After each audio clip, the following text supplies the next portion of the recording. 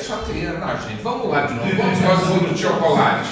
Isso, da joia. Então, olha, você breve para a gente comer aquele bolo de chocolate. Olha, nós vamos rapidamente refletir em Lucas capítulo 9, que possivelmente vai aparecer aqui na nossa tela. Lucas capítulo 9, a partir do versículo 46. E como é um aniversário, o primeiro aniversário da nossa querida igreja, eu queria utilizar essa reflexão para motivá-los, para que venham muitos e muitos e muitos outros aniversários. Enquanto você acha Lucas 9, a partir do versículo 46, só queria falar que a minha barba normalmente não é tão longa assim. É que a partir de amanhã, segunda-feira, o Pai Natal, meu irmão gêmeo, entendeu como é que é o negócio? Meu irmão gêmeo sou eu mesmo. Então nós iremos estar fazendo uma série de trabalhos, quase que 2 trabalhos nas paróquias, escolas. Então a partir de amanhã vocês podem falar, se me virem, ô Pai Natal, tudo bem? Não é mais Silvio não, tá? É Pai Natal. Então é por isso. Então ano que vem, talvez ano que vem de novo você é Pai Natal. Então talvez vocês nunca vão me conhecer, né, com a barba bem baixinha. Mas diz o texto lá em Lucas capítulo 9, a partir do versículo 46. Começou uma discussão entre os discípulos acerca de qual deles seria o maior. Jesus, conhecendo os seus pensamentos, tomou uma criança e a colocou em pé ao seu lado. Então lhes disse: quem recebe esta criança em meu nome está me recebendo. E quem me recebe está recebendo aquele que me enviou, pois aquele que entre vocês for o menor, este será o maior.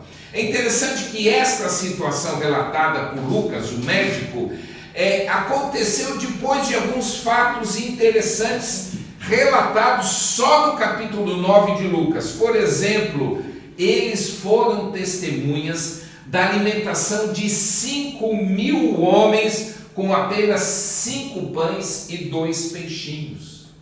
Também no capítulo 9, acontece que eles tiveram uma conversa privativa com Jesus. Jesus os orientou em uma série de coisas sobre a vida deles.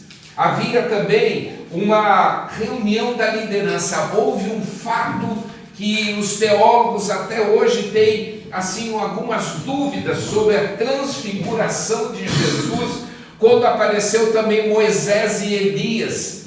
Tudo isso no capítulo 9, e um pouquinho antes dessa discussão entre os discípulos, um menino foi curado, ele estava endemoniado.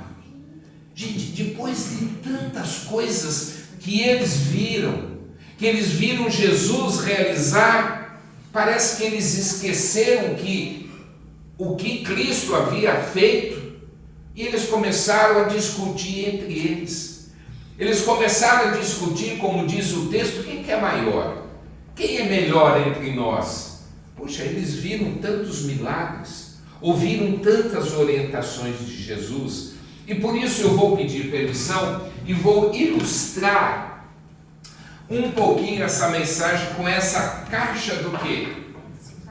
Isso, de engraxate. Aqui em Portugal chama engraxate também, o que engraxa sapato é engraxate. Então essa é uma caixa de engraxate. E a primeira coisa que a gente pode aprender com essa ilustração em cima do texto é que os discípulos, eles se distraíram do serviço. Parece que todos aqui nesse texto, eles queriam ser o cliente. Ninguém queria ser o engraxate que se ajoelha e vai engraxar o sapato de alguém. Todos queriam ser o cliente. E por isso que a gente pode afirmar que os discípulos, eles se distraíram do serviço. Olha, e se essa situação tivesse ocorrido agora, no século 21, os psicólogos de plantão iam falar que os discípulos, eles eram portadores do TDAH, que é transtorno de déficit de atenção com hiperatividade, que sem dúvida interfere na aprendizagem e no rendimento do serviço. mas o texto deixa claro que Jesus não os considerou com nenhum problema emocional e nem psicológico. Jesus colocou essa forma de ser, de desejar ser maior entre eles, como um pecado. A igreja de Jesus, ela só vai avançar, seja a nossa igreja aqui, seja qualquer igreja cristã ao redor do mundo, em todas as épocas, ela só vai avançar quando nós entendemos que a nossa atividade dentro de uma igreja é sermos o engraxate e não sermos o cliente. De sermos tão apaixonados pelo próximo, o próximo aqui dentro e o próximo lá fora, que traz um copo de água, muito obrigado.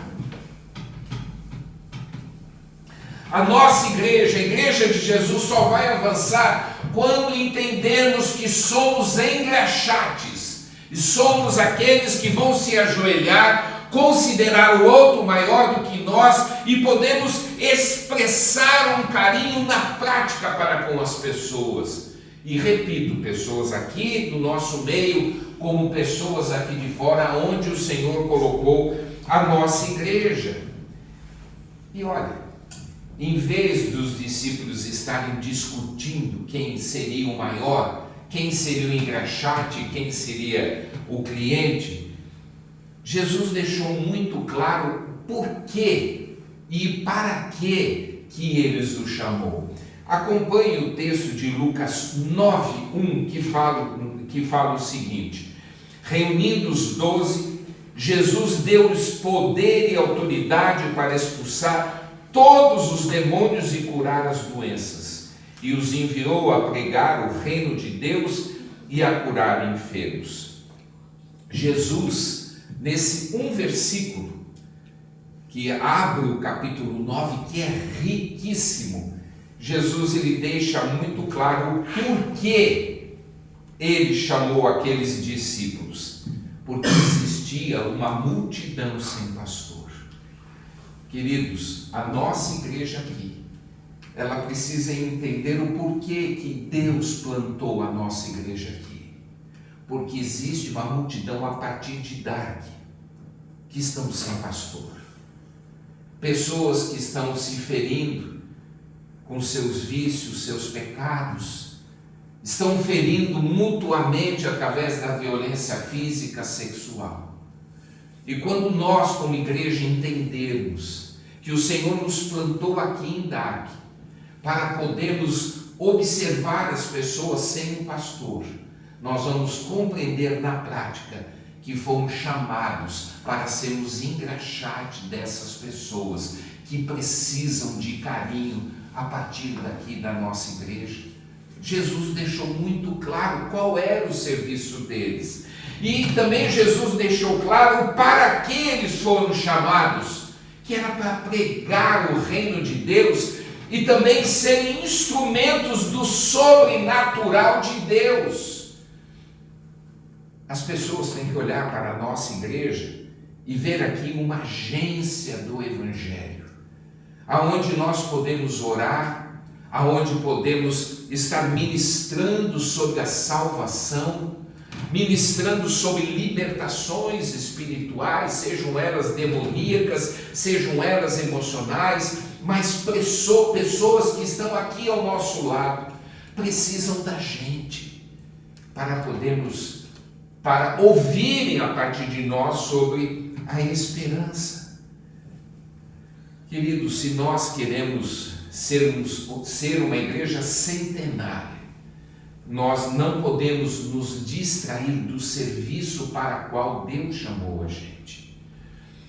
A última igreja que eu fui pastor por 12 anos era a igreja de fala portuguesa mais antiga dos Estados Unidos, na região de Boston. Ela completou 113 anos esse ano. E olha, para ser uma igreja centenária, e se Jesus não voltar antes disso, nós precisamos não nos distrair do serviço para o qual Ele nos chamou. Precisamos estar cientes, conscientes e praticantes que nós somos engraxates e não somos clientes, somos servos dessa nossa comunidade. A segunda coisa que eu vejo nesse texto que nós lemos em Lucas 9 é que, além dos discípulos se distraírem do serviço, eles lamentavelmente se distraíram da missão deles. Olha, eles se esqueceram que a missão deles como engraxates é limpar a sujeira da sociedade. Ser igreja é sermos instrumentos da limpeza social, emocional e tantas áreas que nós precisamos, e às vezes até literalmente limpar ruas, ajudar idosos que têm as casas deterioradas. A nossa missão como igreja, nesse nosso primeiro ano, e que vai estender vários e vários anos até a volta de Jesus, é sermos agentes da limpeza da sociedade. Daqui a um ano, a nossa comunidade daqui tem que estar melhor por causa de vocês, por causa da presença aqui da nossa igreja. Famílias precisam ser restauradas, casamentos transformados, jovens e adolescentes convertidos, reorientados na sua vida, seja sexual, profissional, financeira. Mas eu observo que os discípulos, eles se distraíram da missão porque eles esqueceram de praticar os 5 sentidos que qualquer ser humano tem, que a ciência diz que tem. Primeiro, eu vejo que eles deixaram de ver a miséria social que estava ao redor deles. Eles deixaram de exercer o sentido da visão. E é tão fácil a gente vivendo num país de primeiro mundo como Portugal é. É tão fácil a gente deixar de ver a miséria que está ao nosso lado. E não me refiro a DAC, me refiro a Guimarães, me refiro a Viana do Castelo, me refiro a Porto. Deus colocou você como português, ou nos colocou como imigrantes nesse país que nos recebeu como fôssemos portugueses. Mas isso não pode nos distrair da missão, porque pessoas aqui fora estão sofrendo e nós precisamos ver. E eu vejo que os apóstolos, eles deixaram de ver a miséria e, tendo Jerusalém como referência, Jerusalém estava sob o domínio do Império Romano há 90 anos. E eles viram isso, eles nasceram nessa realidade. Mas parece que eles começaram a discutir e nisso esqueceram a miséria da sociedade. Para ter uma ideia, 60% da população de Jerusalém vivia na miséria. Isso é cerca de 24 mil pessoas viviam na miséria só em Jerusalém. E eles, que tiveram grandes experiências com Jesus, só no capítulo 9 mencionado, eles começaram a discutir quem era o maior, enquanto 24 mil pessoas estavam na miséria. E nós precisamos, queridos, não cair nesse erro dos discípulos. Precisamos continuar com os olhos abertos e ver a necessidade. Eles começaram a discutir quem era o maior porque eles deixaram de ouvir os pedidos das pessoas que precisavam de libertação espiritual. Tem muita gente clamando, talvez silenciosamente no sentido de falar, mas se a gente olhar nos olhos das pessoas, tem muita gente clamando por Jesus. O que nós não podemos é deixar de ouvir esse clamor, muitas vezes silencioso.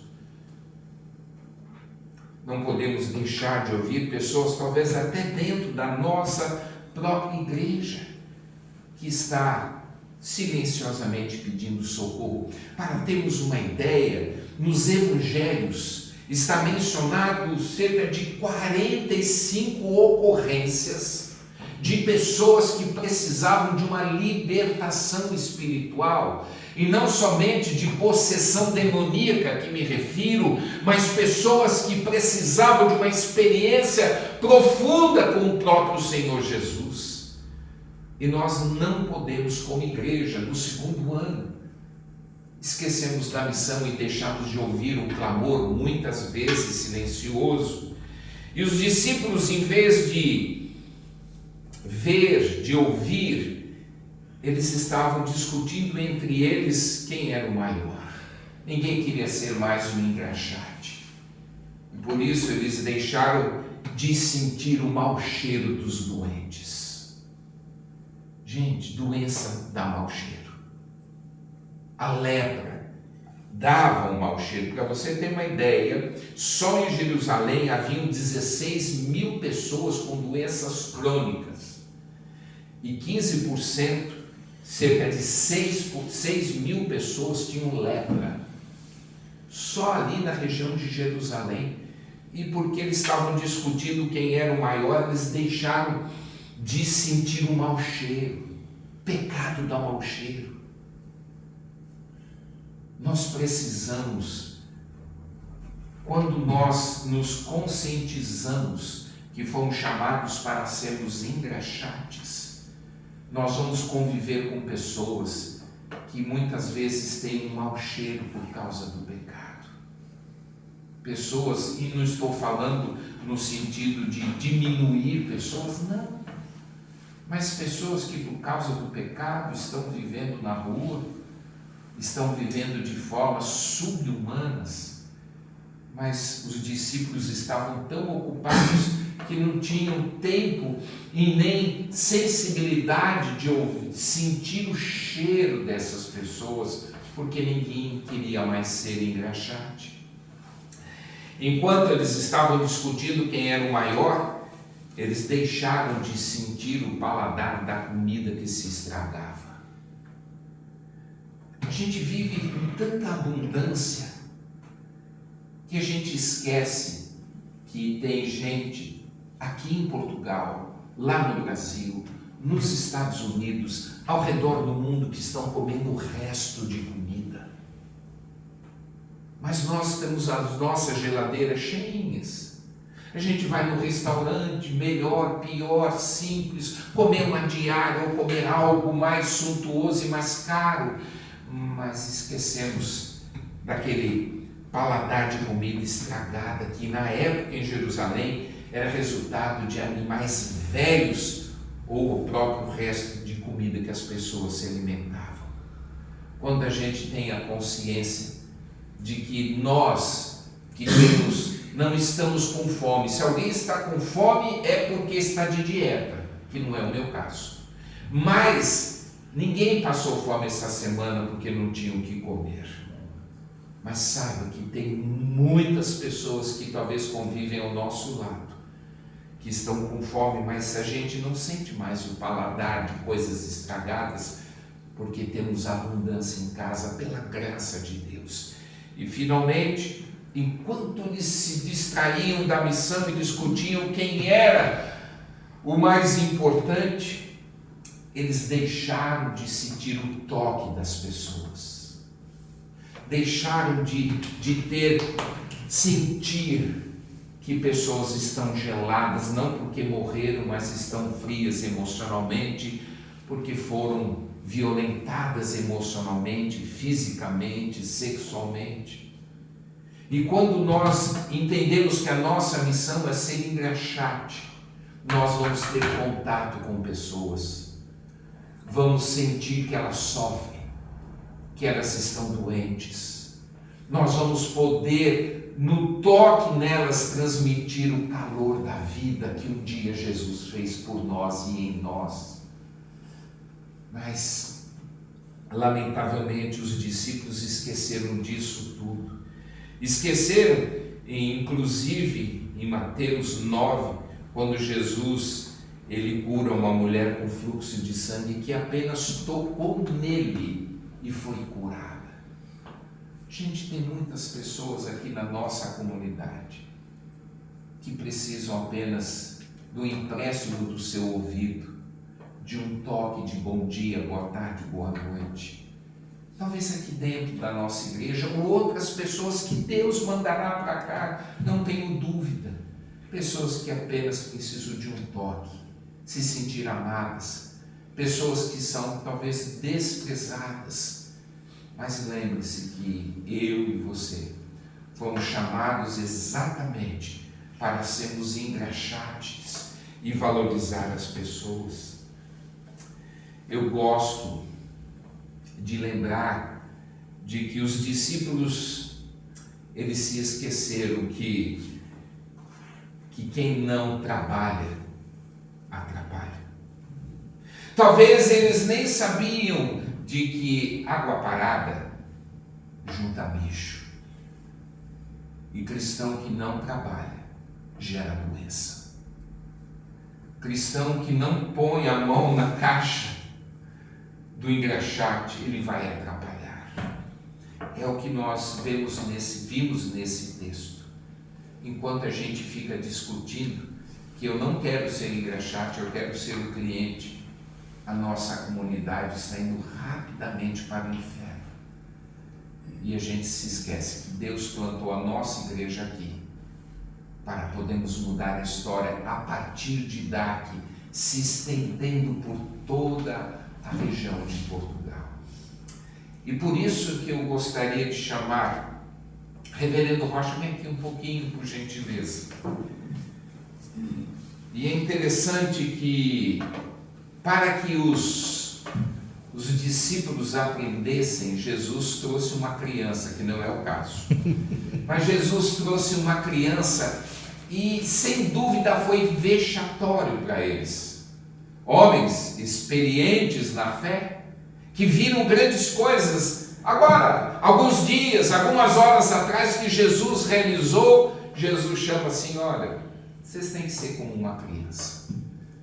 Vocês têm que ter a simplicidade, o amor por gente, a dependência de gente, porque uma criança é totalmente dependente de outras pessoas. Jesus fala: olha, vocês têm que ser gente como essas gentes. Então, igreja, vocês têm muitos anos de vida pela frente, mas por favor, uma sugestão muito amorosa: não percam a visão, não se distraiam do serviço e nem da lição. Por isso eu quero, com muito amor, demonstrar o meu respeito a todos vocês, mas através do meu respeito ao pastor. Pastor, sobe aqui, por favor. E é mais ou menos isso. Olha, eu não vou engraxar, trouxe tudo para engraxar, mas vai demorar um pouco e eu estou com fome. E eu também. Então, pastor, põe o pezinho, pode apoiar em mim se quiser. Nada mais é do que isso. A gente poder honrar, às vezes, o reverendo, o filho, a mãe, o pai, o seminarista. A gente suja os pés, a gente erra, a gente falha. E nós temos que, com o amor, não esquecer a nossa posição pelo qual nós somos chamados, de sermos engraxates daqueles que servem a Jesus. Por favor, o outro pé, reverendo. E nós temos que fazer isso quantas vezes forem necessárias, sabendo que não fomos chamados para sermos um líder do outro no sentido real, mas fomos chamados para servir.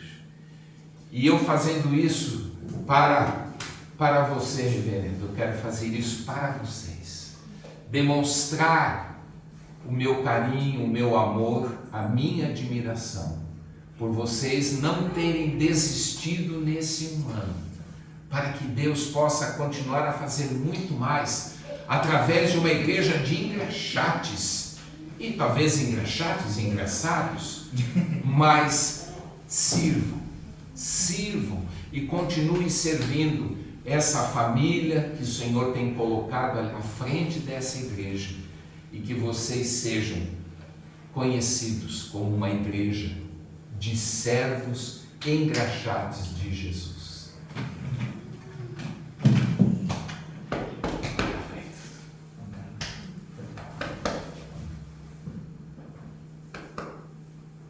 Obrigado. Ele me pegou de surpresa, porque eu não sabia nada disso.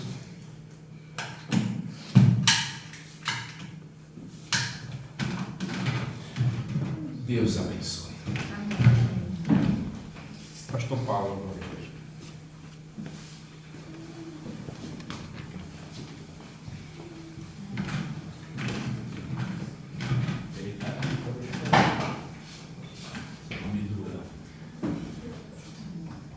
Tem gente que não entende o que é de fato o Evangelho, e isso que é o Evangelho, é servir, e nós somos chamados para servir em todo tempo e fora de tempo. E é assim que nós pregamos, e é assim que nós mostramos o que nós recebemos de Cristo. Não é título, não é forma, não é roupa, não é um sapato agora engraxado. É o servir. E nós somos chamados de fato para isso, e é isso que nós fazemos, e com muita alegria.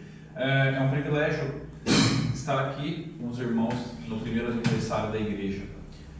Os irmãos caminham já ao longo desse tempo, eu acompanho na medida do que é possível.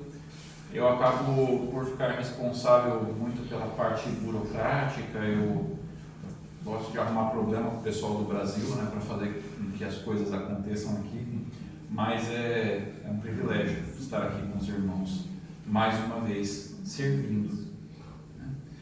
E após a palavra, nós vamos passar agora para um outro momento, tão importante quanto, mais um momento em que nós lembramos o serviço também e a entrega, que é o momento da ceia do Senhor.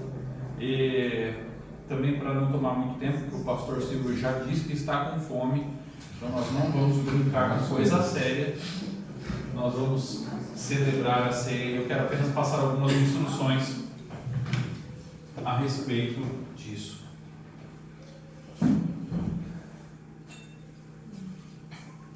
A ceia, a mesa, a Eucaristia, ela não é nossa.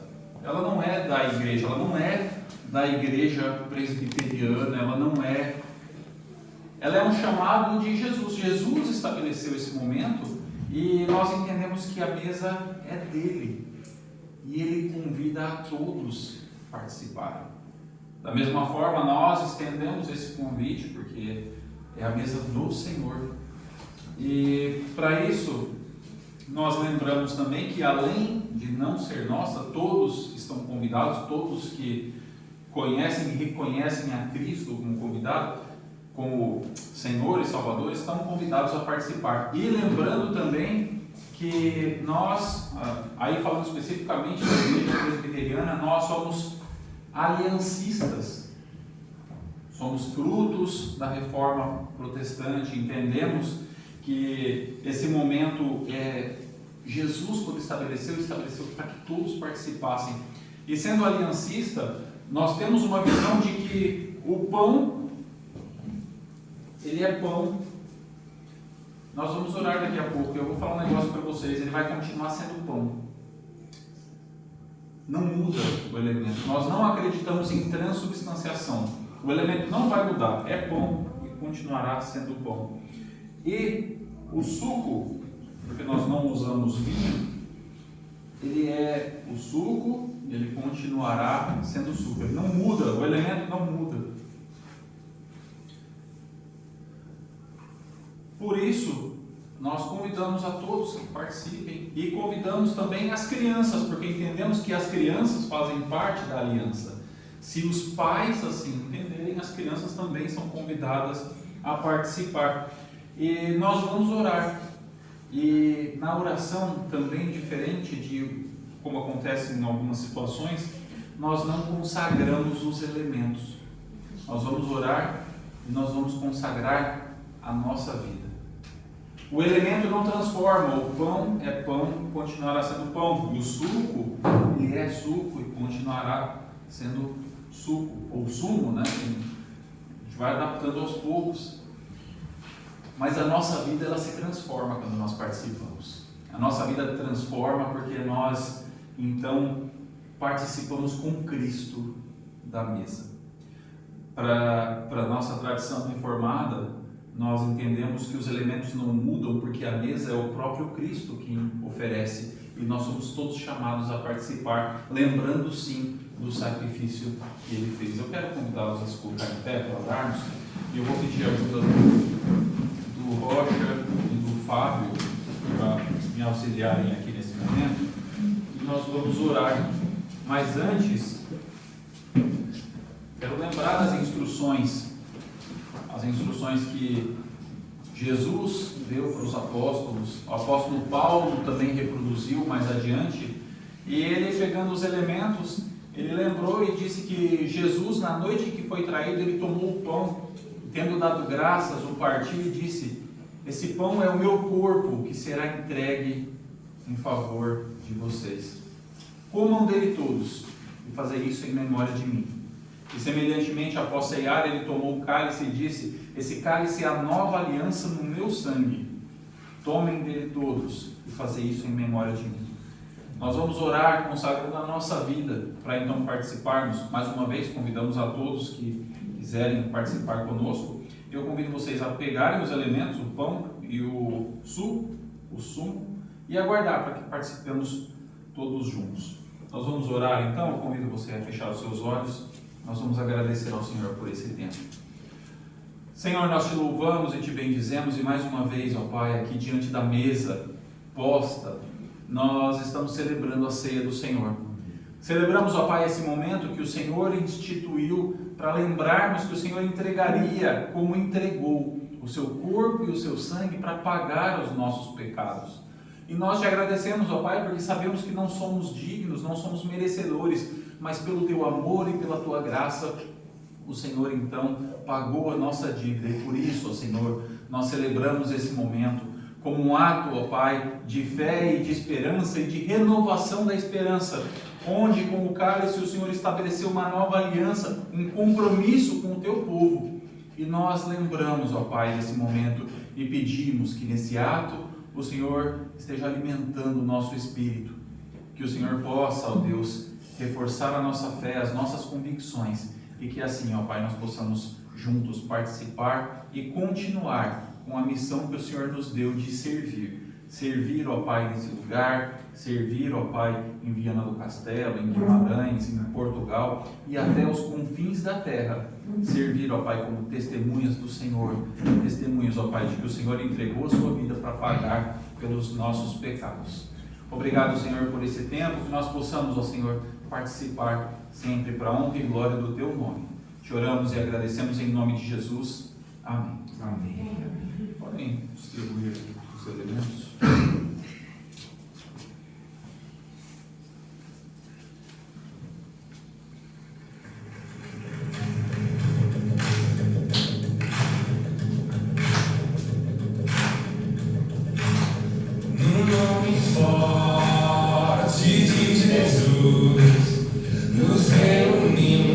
Aquecidos por sua luz, por meio do Senhor, unidos desse amor, com vinho e pão nós celebramos comunhão.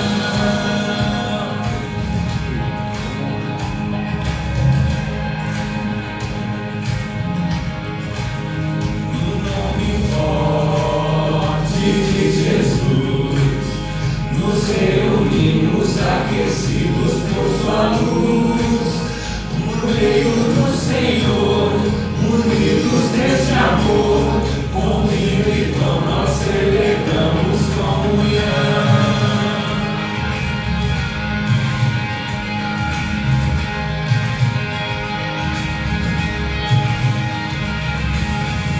Não me sinto estranho aqui, esse é o meu lugar.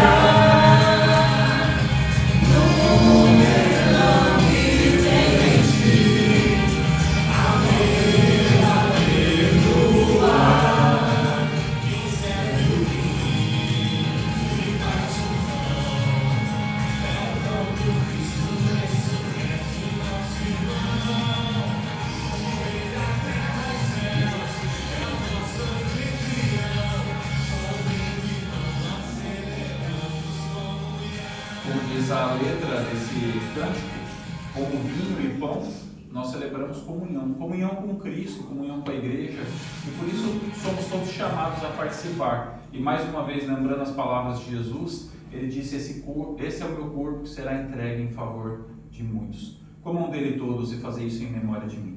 Vamos participar.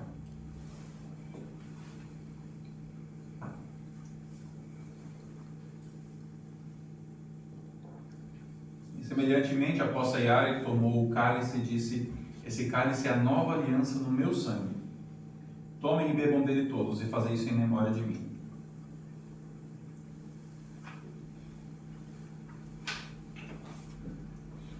Vamos orar mais uma vez? Nós vamos orar encerrando o nosso culto. Eu esqueci a ordem. Ora, bênção, hino, tríplice amém. Ora, bênção, tríplice amém. Então nós vamos orar encerrando o culto. Eu vou impetrar a bênção. E aí a igreja vai fazer o tríplice amém, como é hábito da comunidade. E depois nós vamos cantar o hino oficial da igreja, da IPI do Brasil, que é o hino Pendão Real. Cantamos todos juntos.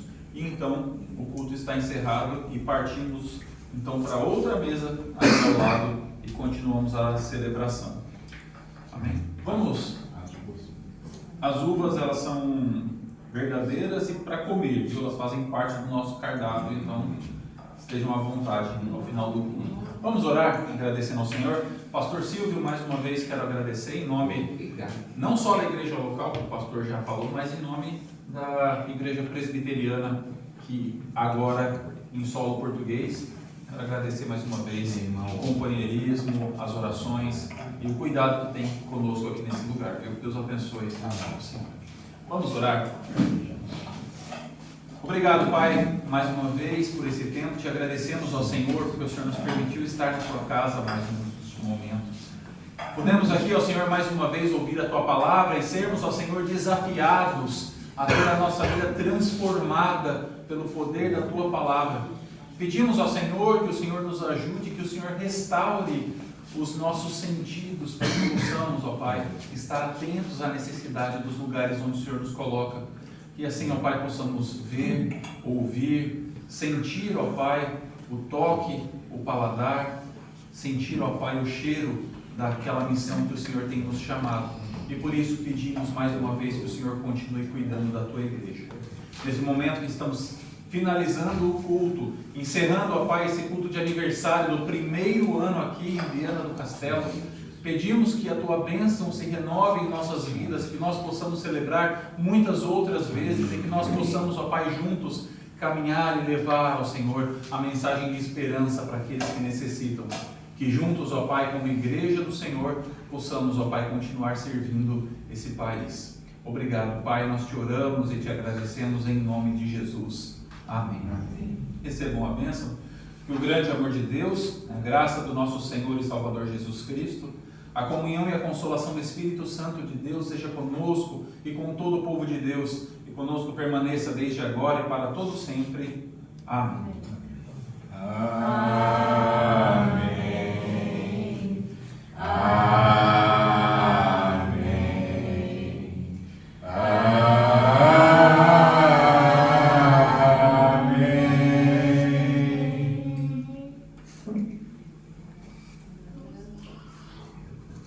Agora vamos cantar o hino Pendão Real.